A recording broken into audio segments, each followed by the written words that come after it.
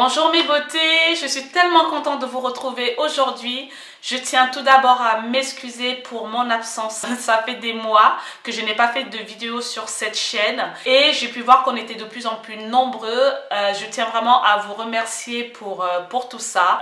Bienvenue à tous les nouveaux abonnés et merci aux anciens d'être toujours présents malgré mon absence.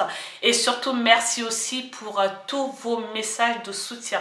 J'en ai tellement reçu, je pensais pas que j'allais autant vous manquer. Donc franchement, je vais pas vous mentir, ça me fait énormément plaisir de voir que vous avez pensé à moi tout simplement et que vous vous êtes inquiétés pour moi. Alors, si vous n'êtes pas au courant, pour celles qui me suivent sur Facebook et sur Instagram, vous le savez déjà, je m'étais fait mal à l'épaule au mois de juillet.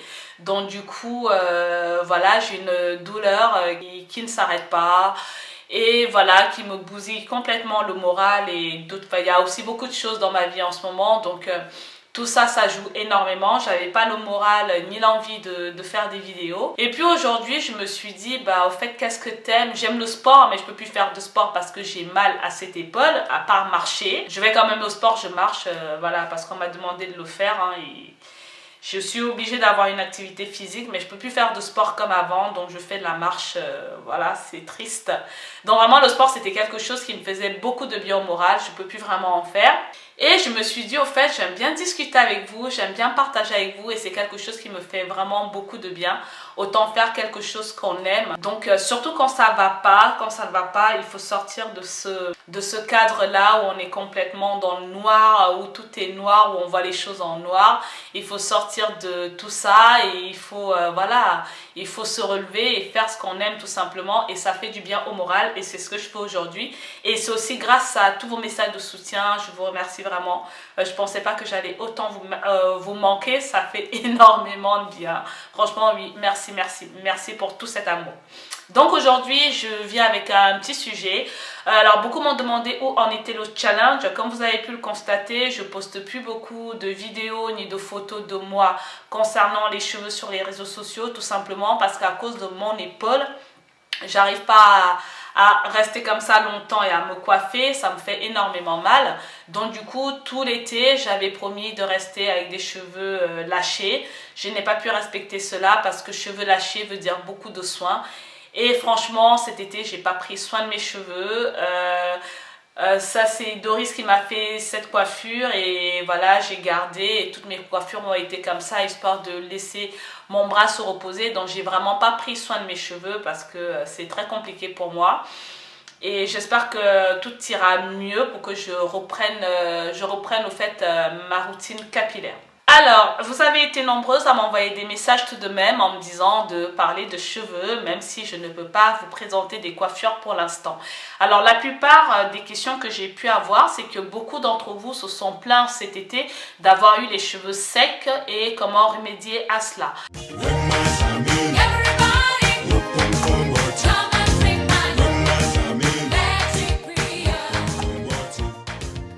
Le cheveu crépus ou les cheveux frisés ou bouclés sont de nature sec tout simplement parce que c'est un cuir chevelu qui va produire moins de sébum, tout simplement parce qu'il n'a pas beaucoup de glandes sébacées.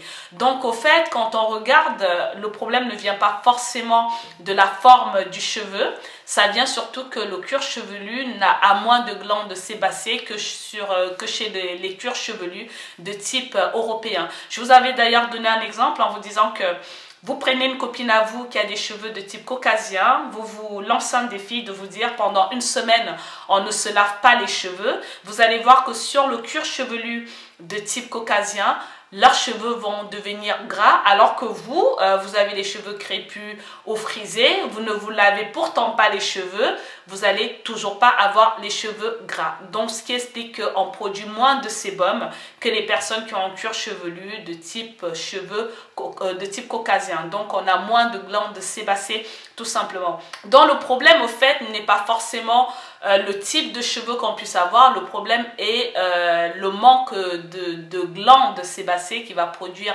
le sébum pour hydrater notre cheveu. Parce qu'on se dit toujours que le fait qu'on ait les cheveux crépus, nos cheveux sont secs parce que l'hydratation, en gros le sébum naturel n'arrive pas à hydrater toute la longueur. Au fait non, c'est qu'on n'a même pas à la base assez de sébum pour hydrater ce cheveu frisé. Donc après, le fait que le cheveu soit frisé, bouclé, va venir compliquer la chose. Et quand on réfléchit bien, regardez, le fait de nous défriser les cheveux en apportant les cheveux lisses, si vous êtes déjà défrisé les cheveux, est-ce que vous avez eu souvenir que le fait d'avoir les cheveux défrisés, vos cheveux étaient plus hydratés? Non, moi je me suis défrisé les cheveux, je crois 2 fois dans ma vie, et mes cheveux étaient aussi secs, on dirait de la paille. Donc en fait, c'est même pas la forme du cheveu qui va entraîner la sécheresse du cheveu, c'est le manque de sébum, au fait, le manque de glandes sébacées sur notre cuir chevelu, il n'y en a pas énormément, donc on a moins de sécrétion de sébum. Au fait, le problème vient de là. Alors, du coup, pour pallier à cette sécheresse capillaire, il est nécessaire d'avoir une alimentation équilibrée. Il est nécessaire de bien s'hydrater pour compenser le manque d'hydratation. Il va être aussi nécessaire de prendre plus soin de ses cheveux. Dans l'été, le fait que l'air soit sec, le fait que quand il fait beau, on est amené à sortir plus souvent, donc on côtoie plus la pollution, on côtoie plus le vent, ce soleil. Donc, il va être ici nécessaire d'apporter de l'hydratation à nos cheveux, de nettoyer nos cheveux régulièrement. Moi, c'est ce que j'ai pu faire cet été. Même avec mes rajouts, il m'arrive de faire tout simplement des co-wash. Il faut ici utiliser des shampoings doux, c'est-à-dire des shampoings qui n'ont pas de sulfate, qui n'ont pas de parabènes, des shampoings qui vont venir nettoyer vos cheveux en douceur parce qu'ils sont déjà secs et très fragiles. Donc si vous utilisez des shampoings à base de sulfate, ça va encore plus assécher votre cuir chevelu, donc chose qui ne va pas aider. Moi, cet été, j'ai fait beaucoup de co-wash, c'est-à-dire que par exemple, sur tout le mois, on a 4 semaines. Pendant 3 semaines, j'ai nettoyé mes cheveux avec un après-shampoing. Et la dernière semaine, j'ai utilisé un shampoing sans sulfate pour vraiment retirer tous les produits que je mettais tout au long de la semaine. Et je fais ça une fois par semaine. C'est une routine que j'ai gardée même en hiver parce que je faisais énormément de sport, donc je transpirais énormément. Et cette transpiration amène à boucher le cuir chevelu. Donc quand on transpire, ça sèche au niveau de la peau. Donc il faut retirer cette transpiration pour laisser le cuir chevelu respirer et sécréter le sébum tranquillement. Donc c'est une routine que j'ai quelque part gardée, que ce soit l'été comme l'hiver. Et le fait aussi de nettoyer comme ça nos cheveux une fois par semaine avec l'humidité de l'eau, ça permet aussi de les hydrater. Donc quand vous allez faire des co-wash ou un shampoing doux, il faut toujours accompagner cela d'un masque hydratant pour compenser cette hydratation que a du mal à fournir au fait notre cuir chevelu de façon naturelle. Comme notre cuir chevelu a du mal à sécréter une quantité de sébum nécessaire pour hydrater notre chevelure, ça sera à nous de venir compenser cela en faisant des bains d'huile. Donc vous pouvez utiliser des beurres végétaux ou des huiles végétales.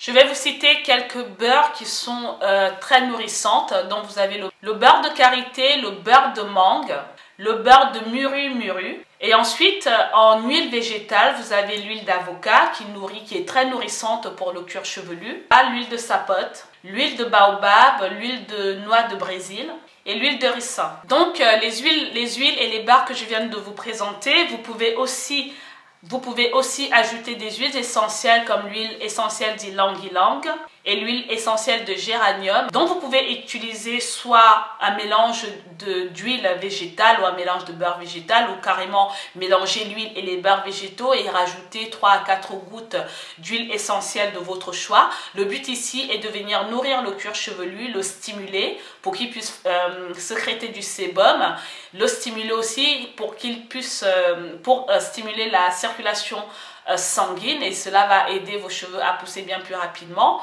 En plus de cela, quand vous avez mis sur votre cuir chevelu, il faudra aussi penser à mettre sur vos longueurs parce que vous avez les longueurs qui sont sèches et vous voulez pallier à cette sécheresse. Ce sont des huiles nourrissantes qui vont venir aider le cheveu à se nourrir, à pallier au fait au manque de sébum. Donc vous mettez tout ceci sous cellophane, sous un foulard ou sous un casque chauffant. Vous laissez 30 minutes à 1 heure comme vous voulez et après vous allez suivre ce soin d'un shampoing ou d'un co-wash.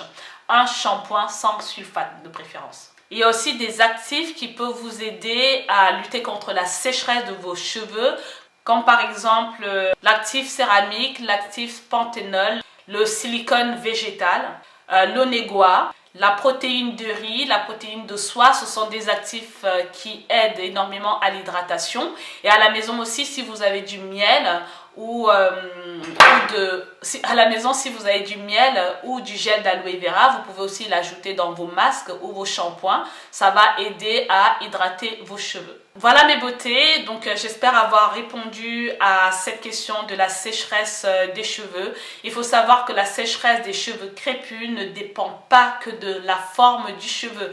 On a déjà un déficit en sébum, en sécrétion de sébum parce qu'on a moins de glandes sébacées. Donc du coup on a un déficit de ce côté-là. Et en plus de ça, si vous vivez en Europe ou en Amérique où le climat est assez sec, cela ne va pas vous aider. Donc il est nécessaire de venir pallier à ce manque de sébum en faisant beaucoup de pré-poux, beaucoup de masques avec des huiles végétales, avec des beurres végétaux, avec des huiles essentielles et aussi avec des actifs que vous allez rajouter dans vos produits cosmétiques pour pallier à cette sécheresse capillaire. Voilà, j'espère avoir répondu à vos questions. Je vous remercie encore pour votre présence malgré mon absence et je remercie et je souhaite la bienvenue à tous les nouveaux abonnés. Voilà, j'espère que mon univers va vous plaire. Vous êtes ici chez vous. N'hésitez surtout pas à vous exprimer, à vous abonner, à liker. Et puis je vous dis à la prochaine pour d'autres vidéos. Merci à vous pour votre amour, pour vos bisous, pour votre amour.